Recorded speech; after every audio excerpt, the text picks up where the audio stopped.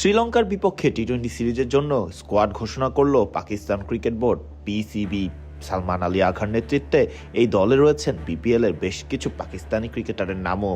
শ্রীলঙ্কার বিপক্ষে পাকিস্তানের সিরিজ অনুষ্ঠিত হবার কথা রয়েছে জানুয়ারির প্রথম সপ্তাহেতেই।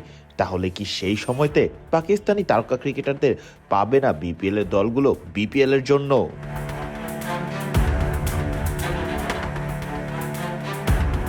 সালমান আলী আঘার নেতৃত্বে থাকা দলে জায়গা হয়েছে শাদাব খান, খাজা নাফের মতো ক্রিকেটারদের। তবে সেই 15 জনের পাকিস্তান স্কোয়াডে আবার আছেন সাইম আয়ুব, সাহিবজাদা ফারহানদের মতো ক্রিকেটারদের নামও, যারা আপাতত ব্যস্ত আছেন বিপিএল খেলতেই।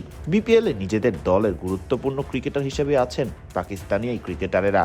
ফলে পাকিস্তান শ্রীলঙ্কা সিরিজকে সামনে রেখে যদি বিপিএল না খেলে থাকেন পাকিস্তানি ক্রিকেটারেরা, বলা যেতে পারে বেশ বিপাকেই থাকতে পারে বিপিএল এর দলগুলো।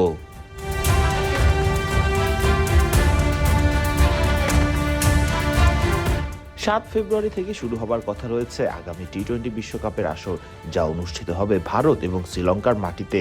সেই বিশ্বকাপের প্রস্তুতি হিসেবেই পাকিস্তান 3 ম্যাচের টি-20 সিরিজ খেলবে শ্রীলঙ্কার বিপক্ষে শ্রীলঙ্কার মাটিতেই। আগামী 7, 9 এবং 11 জানুয়ারি শ্রীলঙ্কার ডাম্বুলায় অনুষ্ঠিত হবে শ্রীলঙ্কা পাকিস্তান এই সিরিজটি।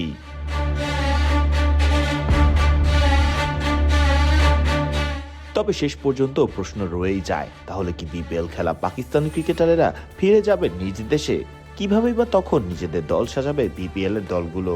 যদি যেও থাকে সাইম আয়ুব, সাহিবজাদা ফারহানেরা, তাহলেও বেশ মাথা ব্যথা হবার কথা নয় বিপিএল এর দলগুলোর।